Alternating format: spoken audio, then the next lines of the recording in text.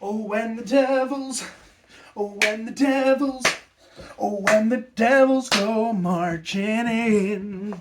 Oh, how I hope we beat the franchise record. Oh, when the devils go marching in. Ladies and gentlemen, welcome back to another episode of Devil's Den. And we are back because the Devils have won 13 games in a row on our one win away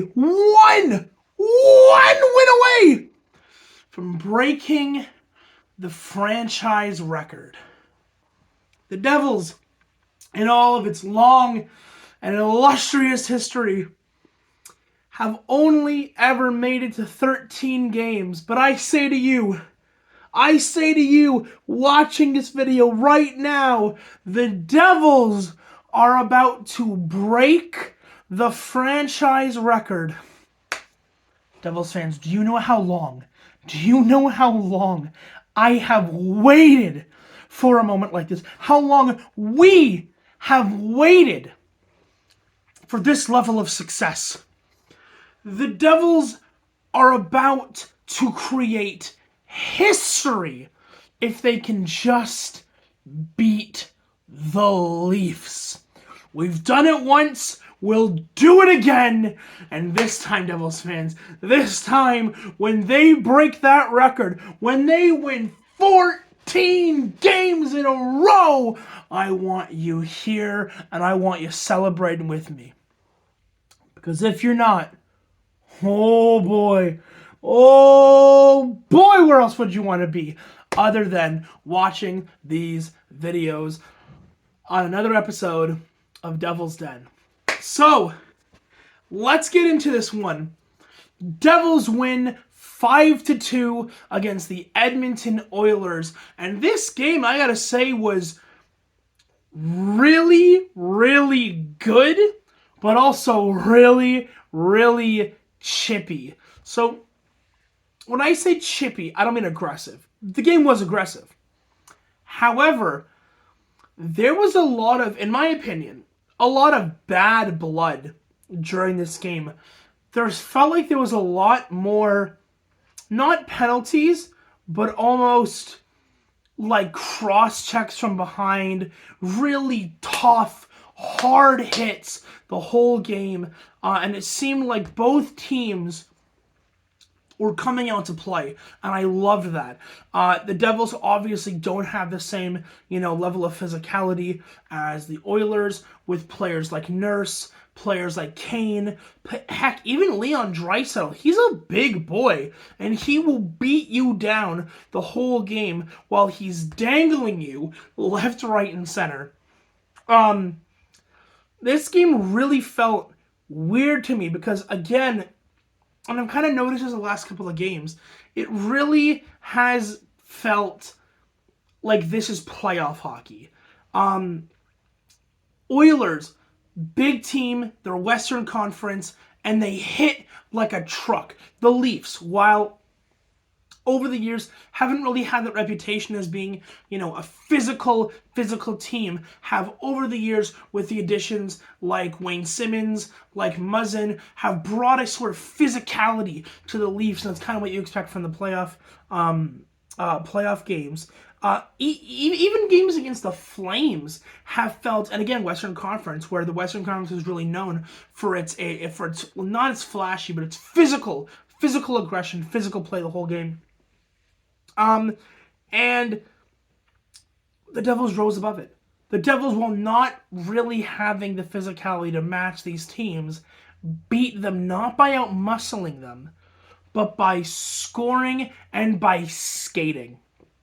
This team has I swear to God, has some of the best skaters I have seen, not ever, because there's been some better ones, but I would say in the last 10 years, this team has developed an identity around skating, from its fluidity, from the acceleration, to the speed, to the footwork, to it's so good. It's so good. But yeah, like I said, the Devils win 5-2 against the Edmonton Oilers. So, I'm going to go over this game like I usually do, breaking down the first, the second, and the third period. And then we're going to go from there because I have some notes that I kind of made during the game. And I'm going to share that to you. Share that with you guys. So, first period, we start off immediately as hot as can be. Less than 2.5 minutes into the game, Jesper Bratt scores, getting his 8th of the year, assisted by Nico Hischier and Jack Hughes. Satan's trifecta, ladies and gentlemen, getting points on the goal, the assist, the primary assist, and the secondary assist. Bratt, Hischier, Hughes, all getting points on the first goal of the game. And already, New Jersey has come out of the gates looking like the team that we've all come to know and to love. However, that 1-0 lead is going to get snapped at the 13-minute and second of the first period. Leon Draisaitl scores, tying it up, and of course Connor McDavid gets the assist, and Bouchard gets the secondary assist. So our three guys, Bratt, Hischier, Hughes, get points on the first goal, and Edmonton responds by getting their two superstars on the board for the first goal. So we're already getting a back and forth, and we go into the second period, and the game is tied 1-1. Here's where it gets fun. Second period, 5 minutes and 15 seconds into the second period, Dawson Mercer scores on a screw-up by the Edmonton goalie. This guy is, while he's played really well the last 4 games for Edmonton, he kind of sucks at puck handling, eh? This Edmonton goalie, not Campbell, a backup. And what happens is the Edmonton goalie goes to pass it. Mercer, he sure ends up grabbing it. Backhand pass over to Mercer. Mercer scores on an open net for his 5th of the year again. Our boy, our captain, Nico Hischier, getting the assist and stripping the goalie of the puck. 3.5 minutes later, Damon Severson scores on a beautiful tic-tac-toe goal for the Devils. This goal had no chance stopping this. This puck was all over the place, and Damon Severson scores for a second of the season, and Jesper Bratt and Jack Hughes get their second assists of the night. So does Hischier on the Mercer goal. So that's 2 points for Bratt, 2 points for Hughes, 2 points for Hischier for 6 points altogether for those guys. Anyways, we go into the third period, and it is 3-1 Devils. We have the lead. However, beginning of the third period, 4 minutes and 52 seconds in, Ryan Nugent-Hopkins scores for his 9th goal of the year, assisted by Pulya Harvey and Cody Ceci, and it's 3-2 Devils. Now at this point, I'm starting to get a little bit worried. It's 3-2 in the third. New Jersey has a reputation, not this year, but last year, of giving up goals, giving up leads. And I was a moron because this isn't last year's team. This is the new and the improved New Jersey Devils. And say it with me, New Jersey fans. This team is not like the other, and we're fine. Thomas Tatar scores at the 7-minute and 7-second mark of the third period. Thomas Tatar scores for his 4th of the year, assisted by Dawson Mercer and Nico Hischier. So Mercer gets 2 points tonight, and Hischier gets his 3rd assist of the game, letting him have 3 points. And to close it out, Edmonton does not pull their goalie because at the 14-minute and 45-second mark, Yegor Sharangovich with an assist from Fabian, one of the two.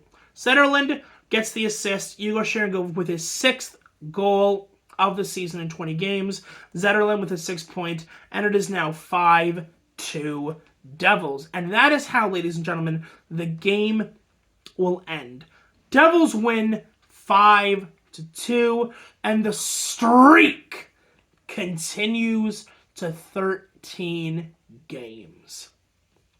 Now, before we play the Leafs on Wednesday night, there's a couple of notes I wanted to give from this game, which I think are important. Let's start with the good notes, shall we? First of all, Vitek Vanacek has been, I would say, the best new addition to the Devils after Marino. He has filled a hole for this team that no other goalie, including Mackenzie Blackwood, has been able to fill since the legend Martin Brodeur retired.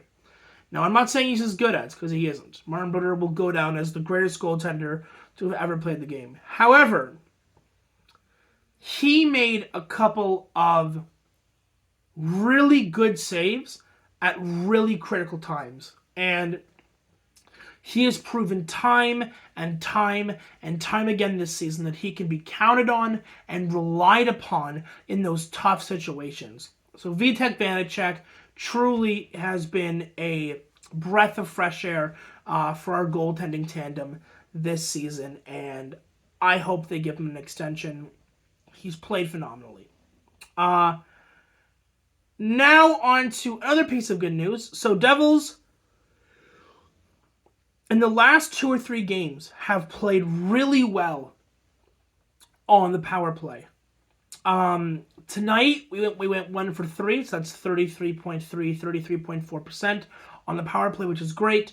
Against Ottawa, I believe we went 1 for 4, 25%. So the special teams has played really, really, really well, and I want to see that continue from here all the way to the end of the season, especially against a Toronto Maple Leafs team we're playing on Wednesday.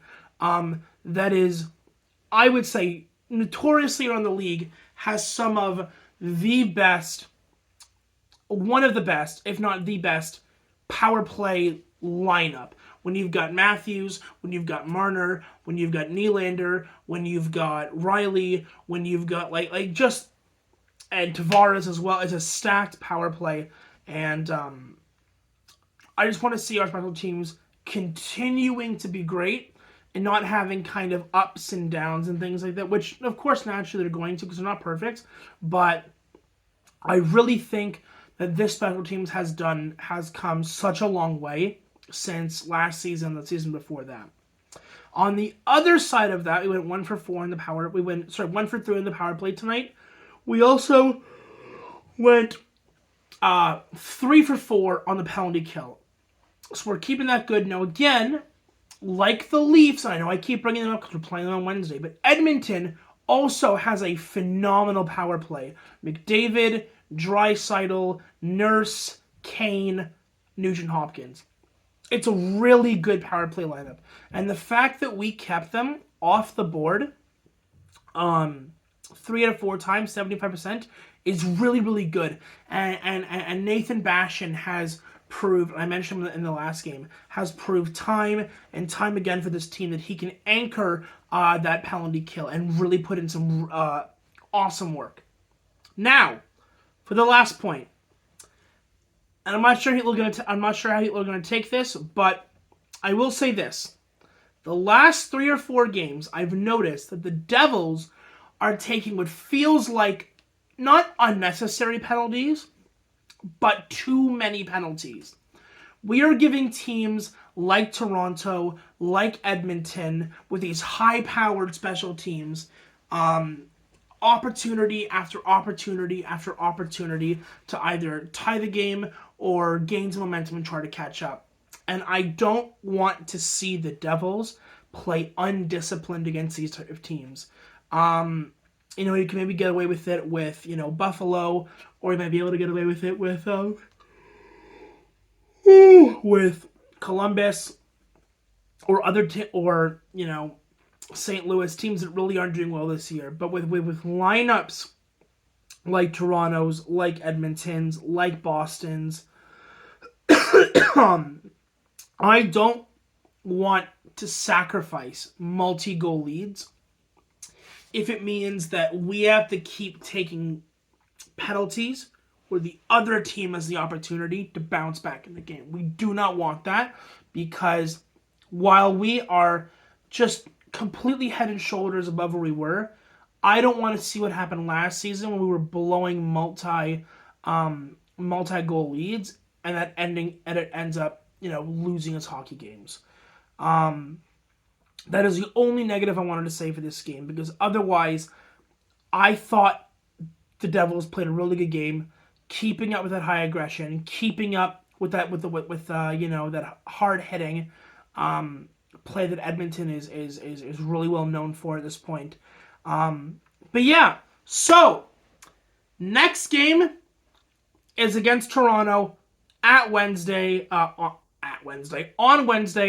7:00 p.m. Eastern Standard Time. I will be watching it with my mom because, again, diehard Leaf fan, and I want to see the Devils break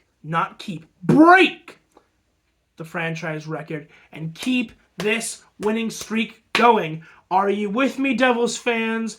Of course you are, because you're Devils fans.